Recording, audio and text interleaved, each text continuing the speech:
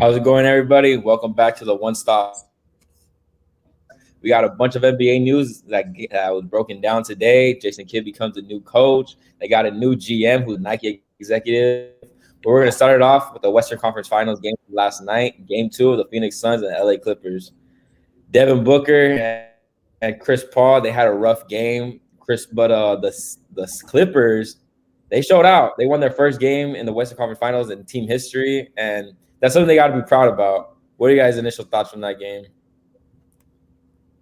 I think it was time for Devin Booker to struggle one game. I mean, he's been going pretty crazy, so you can't really fault him for having a bad game. The Clippers play him much differently than the Nuggets did. They play him more physical. Patrick Beverley plays him really physical. But all credit to the Clippers. Paul George continues to play like regular season Paul George, I guess. But I mean, Jesse, I know you're not a Clippers fan, but congrats to them winning their first game in the conference finals. I mean, it's their first time there, so they at least get one game. They did it when Chris Paul came back. We don't know when Kawhi's coming back yet, right? But they said he was in the building in Staples Center, so I mean, that's probably good for team morale. Yeah, but you were there, Jesse. You were there to watch the game, so it must have been a fun experience. But yeah, like you said, Clippers' first Western Conference Finals win in franchise history. Has to feel good that you got it at home too without your best player.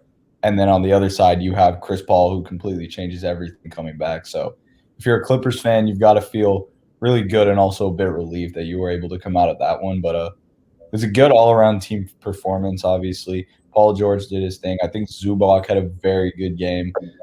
Patrick Beverley hit some clutch threes at the end, and it was a good team effort and a good win for them. But Jesse, what was it like in the stands, man? What was the atmosphere? Well, in the beginning, it was all right. I mean, I got the nosebleed seats, and then halftime, I just moved my way down. But when I was walking down, I had some Clipper fans trying to talk trash to me because I was wearing my Kobe jersey, and all I told them was, just remember whose house you're in. You're in I showed my jersey. I'm like, you're in this guy's house. Pay respect. You got to pay respect. And I just walked away.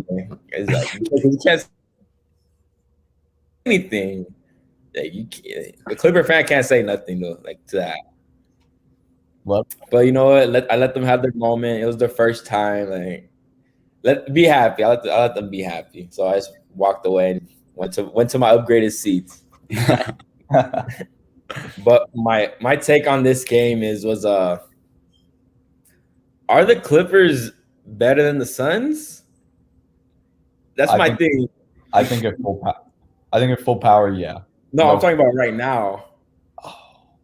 Because think about it. Game 1 was a toss-up. It could have gone either way. Game 2, it came down to a buzzer-beating lob. Game 3, that was an exclamation point type game that they had that showed them like, yeah, we're the superior team. So who knows? It depends how you see it. Yeah, the Suns have the 2-1 lead, but it looks like the Clippers have been the more dominant team in my opinion. It's just that the Suns have been able to get these little buckets here and there or been able to cause turnovers like at timely possessions. And also, the thing is with Devin Booker that disappointed me, but I understood I think the mask frustrated him. I think this is his first time playing in a mask. Because generally when you play in a mask, it tends to fog up, especially because you're sweating, you're running around, and I just think he's not used to it because you have to get adjusted to using a mask. Because it does blur your vision, it does get hot on your face. And then Chris Paul looked rusty. He hadn't played basketball in like almost a week and a half, 2 weeks. So all those typical mid-range shots that he takes and makes, it just didn't fall for him. But credit to the Clippers, they played physical basketball. They got into the face of their guards. Cameron Payne going down was a big blow in my opinion because it changes that dynamic of going from a slow, I'll pick you apart type team with Chris Paul. And now they can't go to that high gear, fast pace with Cameron Payne at the point guard. So that's a big blow. I think that's gonna come down. It might have some shift in the series if Cameron Payne isn't able to go long term. My thing with the Clippers, like what you're saying, like they might be the better team, but it's like recency bias for them too. Like they struggled a lot against the Mavs, and then we kind of just wrote them off as not being like they're just not good this season. But I mean, I was writing about them earlier in the season, and I was always convinced they were going to go far. But then as the playoffs started happening, I was like, oh, maybe they're not because they keep losing these games they should win. But I mean, they're here now. They're only down one game. They won the game without Kawhi. I think all they can really do is try and win the home court games without Kawhi. I mean, like you said, they did get close in the first two, but the first one, it was kind of the Suns almost threw it away, but then they kept it. But if Kawhi comes back, I would not be surprised if Clippers make it. I think there's an argument you definitely could, because on one hand, as good as Booker and Ayton are at this young age, it's their first time around. So this is their first playoff round. They're a little bit inexperienced to the situation. Not that they've played bad or anything. Obviously, they've risen to the occasion, but experience plays a lot in these situations and these games. So I think that's a factor you have to consider. And I would argue that the Clippers roster, top to bottom, has a lot more depth. I think you could argue that without Kawhi, obviously, there's more star power on the Suns, but you have some really good playmakers off the bench and some scorers for the Clippers too. So I think you have to take that into account. And we can't forget they won 2 games against the Utah Jazz without Kawhi Leonard. That's big. That was the best team in the NBA this year. Besides, obviously, I guess you could argue the Brooklyn Nets. But that's tough. To do that without your best player, I think you could definitely make the argument that they're better than the Suns, even without Kawhi Leonard. I wouldn't, just because I think if Chris Paul can play how he's supposed to, it makes this team a whole lot different. And I don't think they can combat that without their best player. But if they can even the series and kind of take advantage of Chris Paul kind of coming off this rust and not being able to play for 2 weeks, it's a series for sure. And it still is right now. It's a toss-up. There's one thing I think that we're missing about that was very pivotal to Game 3, and it's 2 things actually. One, Ty Lue made adjustments. He went with the 3-guard starting lineup. He put Terrence Mann instead of Marcus Morris, which I think was a pretty great move, because Terrence Mann, as we know, he's a long physical defender who was getting his moments with Chris Paul. We know Chris Paul isn't as athletic as he was before, and if this was prime Chris Paul, it'd be a feast all day. But we're talking about Chris Paul nowadays, who's older, who is coming off rust against a young, hungry defender like Terrence Mann. So I think that played part in it as well, making things difficult for Chris Paul, picking him up full court. And another name we gotta bring up is Ivinka Zubac. You gotta bring up Zubac. He had like 15 points and 14 rebounds. Yeah, your best player is not there, but if you can get rebounds and just end the possession like that, that's going to help your team win in the end. Because he had double-digit rebounds. I want to say Paul George had double-digit rebounds. Mm-hmm. Patrick Beverly was also on the boards. It was a group effort on the boards, and that played a big part in the win last night. Definitely. Yeah, for sure. Zubac has been big. I mean, they kind of they can't do that small ball lineup against Ayton because he'll actually take advantage of it, unlike Gobert for the Jazz. So, I mean, I think Zubac will keep having big games and keep being like a bit of an X factor for the Clips. Definitely. So we're gonna go to the Hawks and Bucks Game 2 preview. We went over this last time, and the shocking upset the Hawks did with Trae Young dropping 48 points, 11 assists. What do you guys' expectations on tonight? Are we gonna see a repeat of Game 1, or are we going to see Giannis and the Bucks put their foot down and dominate as they should? I think since we've started this podcast, I've predicted the Hawks to lose every game, and they've won all of them. So I'm just going to stay true, and I think the Bucks will bounce back. I think they have to bounce back. I think they're better than the Sixers. I mean, they have more options than the Sixers, so they're at home. They have to. Giannis has to. Giannis played good. Drew Holiday played good. But they're going to make adjustments to stop Trae Young, I think, or at least slow him down. I guess you can't really stop him anymore. But, I mean, if history repeats itself, I'm going to say the Bucks win and then the Hawks win. Jesse, I'll let you go, man, because you know how I feel about these Hawks. It's like Ty Lue, Budenholzer are gonna have to come to adjustments, and the number one adjustment is playing that pick and roll, that high pick and roll with Trae Young and whoever is guarding, whoever is Brook Lopez defender. Because what I noticed, what I took away from that game was whenever they went to that high pick and roll and they attacked Brook Lopez man, or they attacked Brook Lopez, he never came up. He always stayed relaxed back and stayed back. He stayed back. So if Drew Holiday went under the screen, Trae Young was able to shoot the three.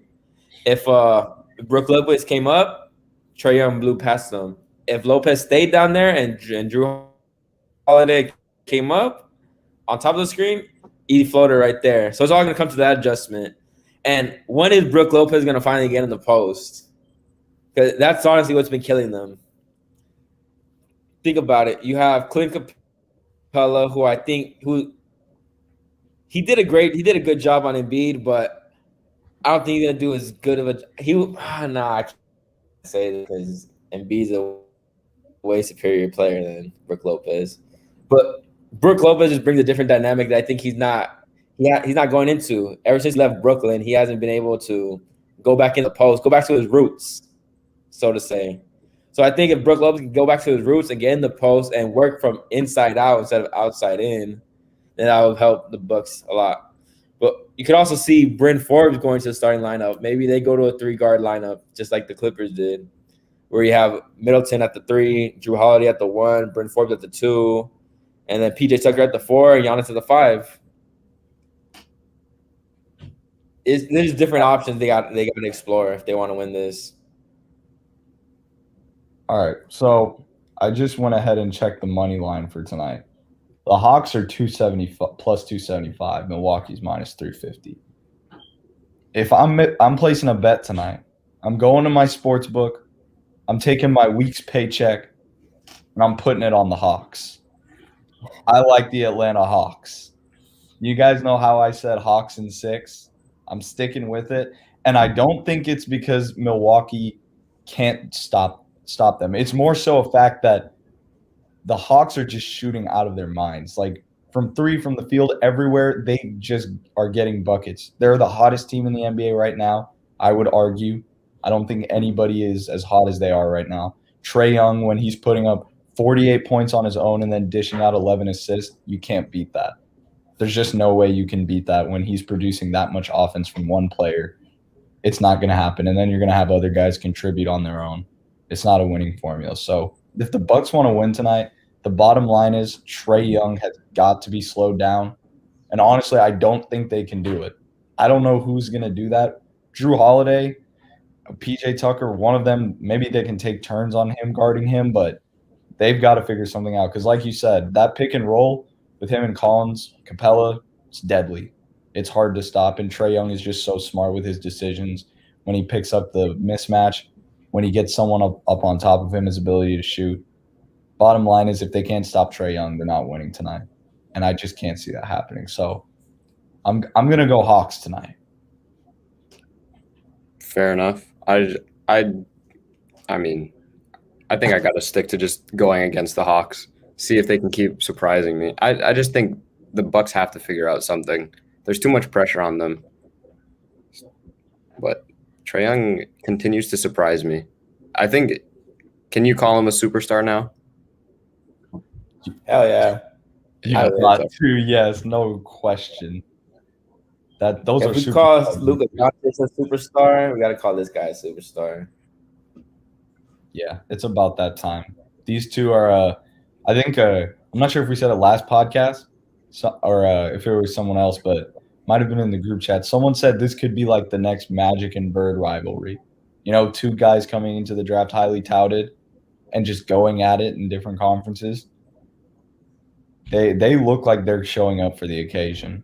And you know what? I wouldn't be surprised if either of these guys won MVPs and championships in the following years. Yeah. I'm just waiting for the Mavs Hawks finals. That So we're all going a fun one.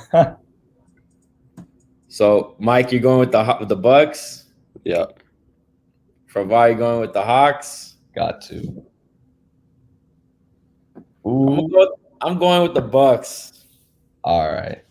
I think Middleton is gonna have a better game because he was flat out terrible. He had another bad game in these playoffs, and that's the guy who's gonna be representing the U.S. in the Olympics.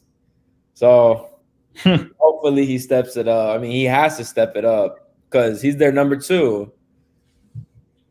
So yeah, I think Middleton's gonna have a bounce back game. I hope Budenholzer makes those adjustments of attacking the pick and roll with just crowding them, double teaming the pick and roll. As soon as the pick comes, trap them. Trap them high.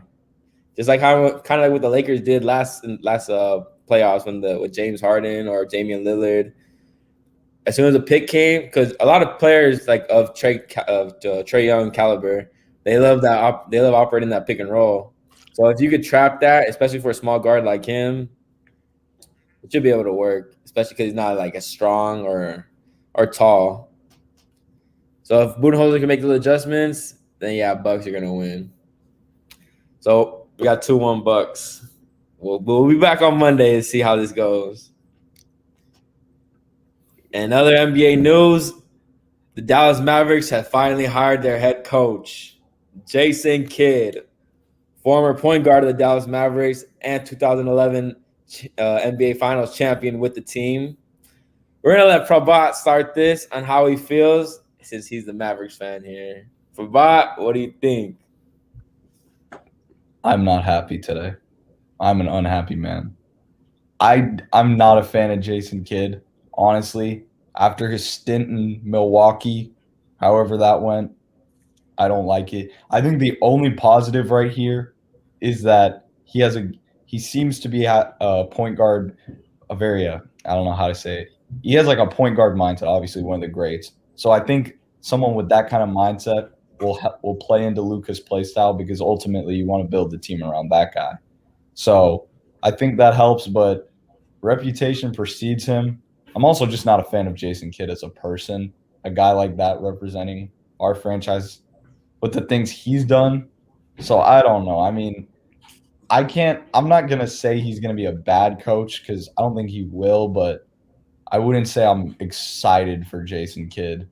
I don't know. It's just, has he really done anything yet to be deserving of, that conversation of a good head coach? Because so far as a coach, he hasn't been great. So I wasn't too thrilled. But that's just me. Yeah, I mean, he hasn't done anything to warrant being like touted as a good coach. I mean, he's an assistant coach now, so I imagine he's like paying his dues. But he has a good relationship with the Mavs, obviously. So I think that helps. And this was expected. We expected the Mavs to hire like one of the great Mavs as their coach. So, I mean, like you said, he's a former point guard. They have one of the best point guards in the league in Doncic. So it's possible for it to work, but it's all on Jason Kidd now. Me, I like the pick. I like and I don't like the pick. I like the pick because I think it's going to be a good fit because Jason Kidd, he already knows that Mavericks culture since he was the point guard who won their first and only championship. So he knows the culture already. 2, they have a young budding superstar point guard themselves in Luka Doncic. I think that's going to pay dividends. 3, he's coached superstars before. He had that Nets team. He had that super Nets team that was supposed to be LeBron with Darren Williams, Joe Johnson, Paul Pierce, and Kevin Garnett. So he had Giannis. He had a young Giannis. So he knows about coaching superstars. Put in there, he had LeBron and AD when he was the Lakers coach assistant. So I think it's going to be a good fit. I don't like the pick because he's leaving the Lakers bench. I mean, when you have basketball genius like Jason Kidd, I can only see good coming out of it because you have a Hall of Famer. You have someone who actually knows what they're talking about. And I think players respect coaches who were players more because they understand what it takes to win a championship if they've been in that situation or what it's like to be in the league. So I think that Jason Kidd being able to relate to his players more is going to be beneficial to the Mavericks in the long term. I'm not against it. Like I said, I don't think he's going to be a terrible coach, and I think the biggest benefit is that you have a top 10 point guard in NBA history coaching the best young talent in the NBA right in front of him. So that kind of experience, and I definitely think it's going to be less of a situation where Carlisle in the front office is trying to create an offense and Luka's trying to do his own thing and they're clashing.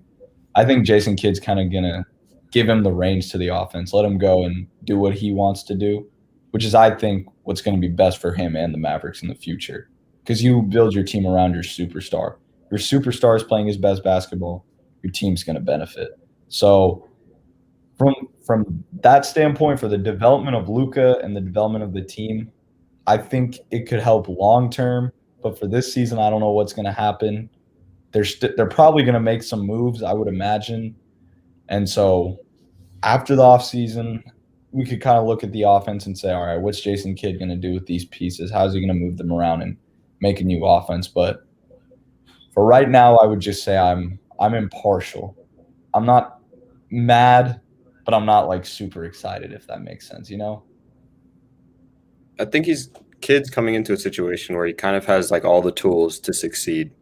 So it's really just like up to him. And I feel like, I mean, this is his third head coaching job. So I feel like this is like it for him. Like he either succeeds or he's not going to be a successful head coach. Because he's coming into, this is like a good team he's coming into. I know the Nets were supposed to be a good team, but then they ended up not being. But the Mavs, I mean, they were the 5th seed this year. So, I mean, he has to succeed, I think. There's a lot of pressure on him. Definitely. I think being with the Lakers is gonna help him too, because the Mavs, we're not worried about them offensively. We're worried about them defensively. Because with the Mavs, I don't know, Prabhat, you could attest to this, but it was more like who's gonna outscore who rather than how many stops are we gonna get. Am I right? Definitely. I knew that when we let the Clippers score 9 points in a minute. So, yeah, that's why I think it's going to come down to that. And I think being under Frank Vogel, who is a defensive coach, and the way the Lakers have played defense the past 2 seasons, when healthy, that's the key term, when healthy, they're the number 1 defensive team. So I think he's going to take some of that and bring it to Dallas. And I think he's going to bring back that culture, that winning culture to Dallas. I hope so. He's gonna bring back another championship, maybe, hopefully. Whoa. I think he has to. Whoa. He has to bring. Are we talking this coming season? No. Championship 2022? Within the next 4 years. Yes, 2022 NBA champs, Dallas Mavericks, book it. Maybe when LeBron retires, when LeBron leaves the Lakers. Nah. LeBron leaves the Lakers, then yeah. Nah. But sticking with Mavericks news, the Mavericks also hired the GM, Nico Harrison. So Nico Harrison was a former Nike executive, and many people didn't see this signing happen because it's an out of the box type signing.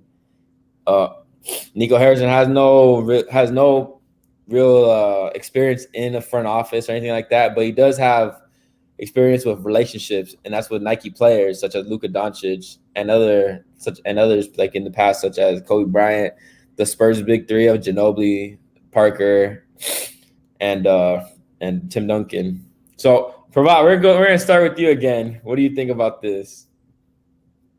I mean, I don't think most people even knew who Nico Harrison was before today when he got signed. So I can't really say anything bad or good about him. I mean, from what we know, he seems to have been close with some NBA players, and I think you said it a little bit before we started, Jesse. He became like an affiliate for like the NBA, like with Nike, like the head of NBA operations for Nike, something like that. So obviously, I think he's not like unqualified to do this. I think he can definitely come in there and, be a decent GM.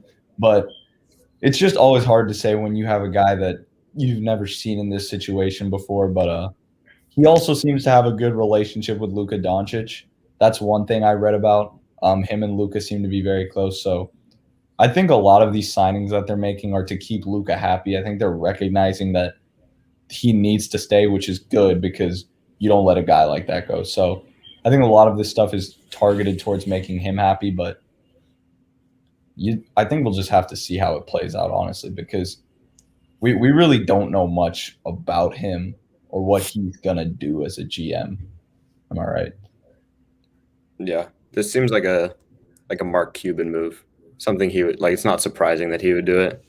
I mean, I know like nothing about him, but if he has relationships with like other superstars, other players, Dallas could become a free agency destination.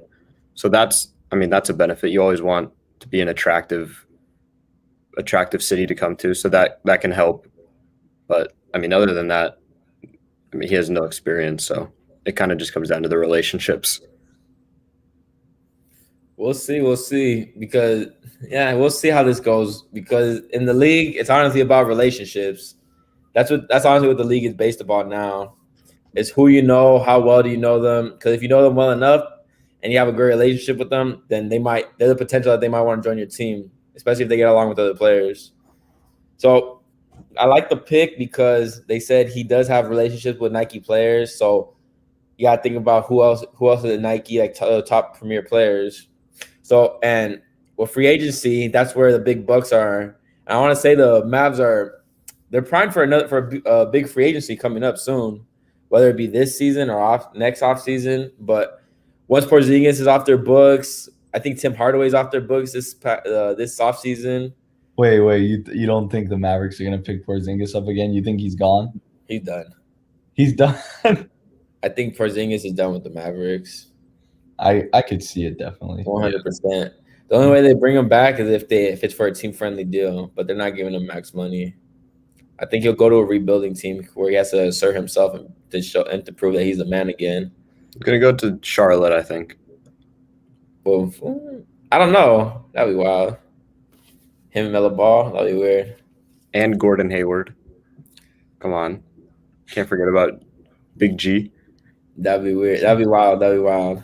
But there are reports saying that many NBA teams like look to him to hire him as a front office executive, but he declined all of them. And Jared Dudley even made a tweet saying many teams have tried to get Nico. If Dallas could land him, that's a big play. So maybe there's something that they know that we don't know, and it's just it's possibly a great fit, but only time will tell how this is gonna go. And I like how you brought that up, Prabhat.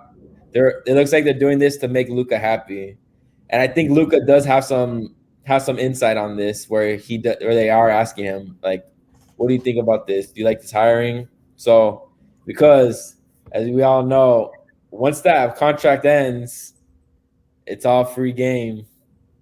So make your superstar as happy as you can to make them stay. Mm-hmm. All the Nike athletes are going to Dallas. LeBron, Paul George, Kyrie, they're all coming. Come on down. Kyrie and Luka. Come on down, man. Let's Dallas, the superstar team, the superstar destination again. Let's make it happen, man. Dallas Mavericks 2022 champions. Do it. We're sticking with the Mavericks. Well, a former Maverick, Rick Carlisle, is excited to coach the young Indiana Pacers team. Prabhat, we're gonna go back. We're gonna start with you again because this was your coach. How are you feeling about this? Obviously, I think I touched on it last time. I'm sad he's gone, but I'm happy for him because this was earlier in the year. I think before they had injuries and trouble with that kind of stuff, they were a playoff team. I think they were the 4 seed or 5 seed at one point in the East. So this is definitely a good team. Obviously, the play-in game didn't serve them well, but this is a team that's capable of winning. I just think they need a coach that can kind of use that talent properly. And we know that Rick Carlisle has had a great history of coaching great European players, Dirk and Luka, obviously. And now he's going to get another one in Sabonis. And then you can't just talk about him. Karis LeVert should be back to full health next year. You've got a bunch of other young guys. Brogdon is there. You still have Miles Turner, and he was dealing with a lot of injuries. Like, that's a good team right there. I think it's a very good team. And I think Rick Carlisle, with his experience, maybe not this year, but in the long term, they could become very good. Easily one of the best teams in the East, I think so. They've just got to – I think this is a year they've just got to produce before they decide to blow it up. So Rick Carlisle, I think that's going to be the expectation for him. Come in and harbor this young talent, make it look good. But I'm excited for him. I'm happy for him. I think it'll be a great fit, honestly. And, you know, it hurts. It hurts to see my man Ricky C in a different city. But if he's happy, I'm happy. It's a pretty great situation to go into, I think. Yeah. Like they're not they weren't uber successful, but they're not a rebuilding team. They have a lot of pieces like Sabonis, like we said. I think they're missing like one piece to really take that big step. I don't know what that piece is, but I think Carlisle's the coach to like get them to the next level. So it seems like a perfect situation for him to go into. Yeah, I don't think we ever touched on it when he initially went to Indiana, but I like the pick. Just like for all the points you guys said, pieces are there. They're not a rebuilding team. They have an all-star. They have a potential all-star in Karis LeVert. I think he could be an all-star. He's an all-star caliber player. I think it's gonna work out great. Miles Turner, I don't think he could ever get him. He never could assert himself because he had injuries, correct? Yeah. So injuries derailed him. You got TJ Warren, who did prove to be a bubble hype. Something else. He proved to be something else in the bubble. But like Jimmy Butler said, he lied to us. He lied. If he could bring the best out of, because he has a great starting five. I mean, that's a terrific starting five. Oh yeah. Brogdon, Karis LeVert, TJ Warren, Miles Turner, and Sabonis. Like, that's a starting five that should be able to go to the playoffs just by alone. I think now just finding the surrounding pieces is going to be the key, and that's gonna dictate how far they go. So I like the pick. Great fresh start for Rick Carlisle. Hope maybe he can bring a championship there. Who knows? More than likely, he won't be able to as of right now, though, as the team is constructed. But maybe if they're able to pull off a trade and get a big name, who knows? So I like the pick. Great pick. I do too. It's a good pick. So we're gonna end our pick. We're gonna end our show with another draft, but this time we're doing it special. We're doing the best number one overall draft pick. So let me share my screen real quick. Whew, this is tough. Yeah. And we're doing the rules a little differently today, right? Once someone's off the board, you can't take them again. Yep. So we got all the way. Yeah, what decade you guys want to start from? It doesn't matter. You guys want to we'll do 60s. We'll do 60s. Because you got Oscar Robertson, you have Kareem in the 60s. And Elvin Hayes.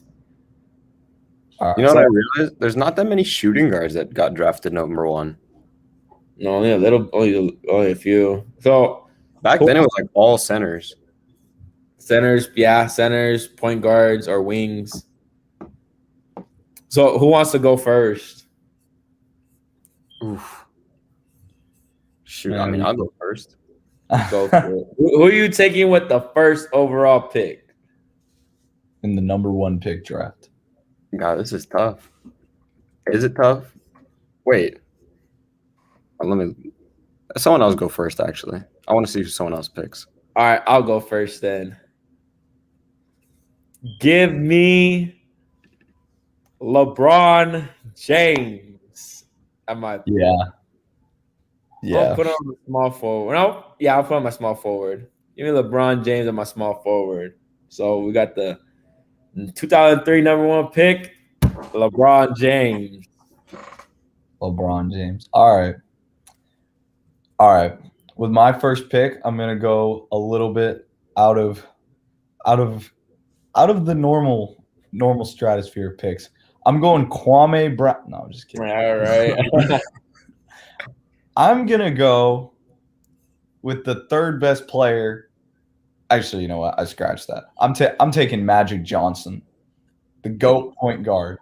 I love Magic. I think he's number 4 all time. He's a winner, knows how to pass the ball. Give me Magic. All right. That's I think you were gonna pick this guy, but then you switched it, or maybe not. I'm gonna take the 3rd best player ever, Lou Alcindor, Kareem Abdul-Jabbar. Can't go wrong with that. All right, all right. All right. If you guys are going that, I'm going with the 1992 number 1 pick, Shaquille O'Neal. You can't go wrong with that. Mm, You just can't go wrong with that. oof. All right. Let me know what decade you guys want me to check. I'll scroll down for you guys. All right. Are we sure Wilt Chamberlain wasn't a first-round pick? Because the first pick, I don't think he was. His name. For some reason, I feel like That is crazy. Wow. All right. Oof. All right. it says Wilt Chamberlain was taken before the draft as their team's territorial picks, Oh shit! which I don't think is a thing anymore. Can that be considered a first-round pick? Can that be considered a first? I don't pick? think so. I don't think so. Nah. We gotta keep it uniform. All right. For my second pick of this draft, can you move up a little bit, Jesse? I think I'm gonna go with. Give me the dream. Ooh, Give me the That's a good dream. one. I want Magic and Hakeem. that's I not like bad it. at all. Locking down my paint and getting me buckets. I would have taken Kareem if you didn't get him, Mike. I'm gonna stick with the 60s. If you want to go down to the 60s, I'm gonna take The Big O. the Big O. Ooh. I'm gonna put him at my point guard. That What a combo we got! connection. The Milwaukee connection. Okay. All right. So I got LeBron on my 3. I got Shaq on my 4. Why not go for the best power forward there is? Hang it. Tim, the fundamental. Mr. Fundamental. That was my next one. That was my next one. That's a solid pick. All right. I'm just gonna write these down just so I know. So I've got Magic and I've got Hakeem. All right. I'm gonna start needing some Mike, you said there weren't a lot of shooting guards, right? It's kind of tough. There's not. I mean, you can just put a point guard there. You got Anthony Edwards right there. You can put Anthony Bennett. I could take Get Anthony myself Bennett too. up. Looking at Anthony Bennett right there. All right. Let's go. Let's take it back a little bit. Let's go to the 80s. Let's go to the 80s for a second. Okay. Not bad. I'm not loving it though. We could go to the 90s for a sec. I think I have my guy in the 90s. Oh, I know who you're gonna get. Yep. Give me Mr. Crossover. Left to right. AI. The answer. As soon as you said answer. 90s, I was like, he's going there. Yeah. Yep. I'm loving this team so far. It's not a bad pick. Who you got, Mike? What deck do you want? Ooh. I feel like I know where you're going with this one. I don't know if you do, because I don't know where I'm going. You know what? I think I'm going back to the 50s. 50? I'm keeping it old school. We're taking 1958. My small forward, Elgin Baylor. You know what, man? Elgin One of Baylor the best to never win a championship. He probably had one of the greatest individual seasons ever. I think that man put up 38 and 19 a season one game. Dude. That's ridiculous. That was the Michael Jordan before Michael Jordan. That was the Julius Erving before Julius Erving right there. That's the OG right there. That's the original. I gotta come back to the present now. I got a lot of old guys. I do too. All right. For my point guard, Ben Simmons. ooh, that's a big team right there. No, Markel we're Fultz. going We're going with Kyrie Irving. Okay. All right. That's a great pick. He's unstoppable. Unstoppable. Can't guard him. We're going Kyrie. All right. Oof. It's getting tough now. All right. Shooting guard. All right. Let's see. I got my shooting guard. Now I need a small forward and a power forward. Interesting. Could you move me down a little bit? I want to look back at some of these old guys. Ooh. My team is probably. You know what? I think my team might be just a little small here, but I'm gonna keep the Showtime Lakers going. Give me James Worthy. Oh my God. James That's what I was Worthy. gonna pick. The Finals MVP, James Worthy. I need it. I was gonna take him. Oh my God, I was gonna take him. I need it. Give me James. All right. We're going to the 2000s. I'm taking a point guard for my shooting guard. Gotta represent the Bulls. Derrick Rose. You can't hate on that. You can't hate on that. Hey, the second biggest what if? I like my team. Now I gotta find one more guy. What As long as position you do you don't take one of these two guys, I'm a happy man, Jesse. Need a small forward. You got LeBron at your power forward? I got him on point guard. I got Kyrie at my 2. He was large. Ooh. I don't know. Yes. Prabhat, I wanted James Worthy. I wanted him too. The showtime must continue, man. I need that Showtime action. I don't want I'm to. hoping nobody takes one of these two guys. I am looking at someone. What position do you need, Prabhat? I need a power forward. Oh, so do I. I know it. I think I know which one you're going with, but I don't want to take them. Do you? You know what? For a small forward, damn, I got a big team. You do? Hey, you know what? David Thompson's still on the board. He was a bucket. That guy could score. You know what? Down. For my small forward, it's not traditional. It's not traditional whatsoever. But you know what? Give me the brow. Oh my God, your team's big. This is a this is a huge lineup. Give me the brow. Give me AD. All right. Now, Man, you better not take who I want, Prabhat. I am picking between two guys. Who are you picking between? Because The it's just me and you left. 3-time depoy. Who? Oh, Dwight Howard. Oh. And who's the Or- second one? That's all right. That's a good pick. Or I'm thinking of. Nah, you gotta pick one, Prabhat. You gotta pick one. Or I'm thinking about Zion, maybe. Oh, that's bold. I like Zion, man. All right, we're safe. Those are not my guys that I wanted. Ooh, I feel like I'm forgetting somebody really good now. Oh man, you know what? Might be. You know what? I've already got Magic. I've got AI, James Worthy. I want my paint to be locked down. It's a little big, but Dwight's mobile. He can move around and he can go. And when he was in Orlando, he could definitely guard the perimeter. He could do it. So you know what?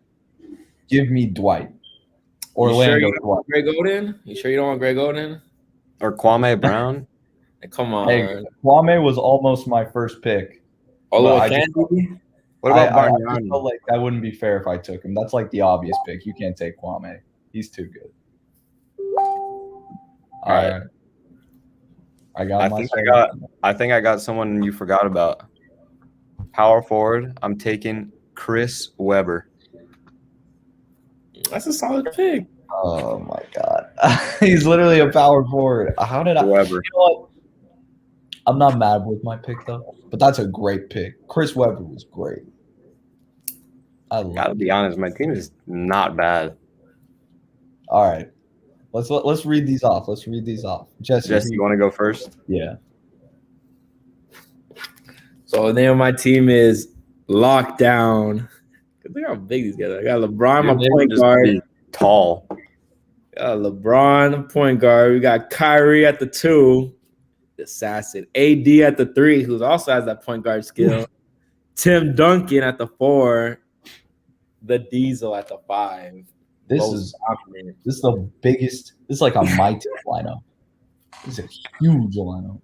The 98 speed Anthony Davis. Everyone is taller than 6'9" except for Kyrie. Yeah, he's gonna guard the smallest guy on the court.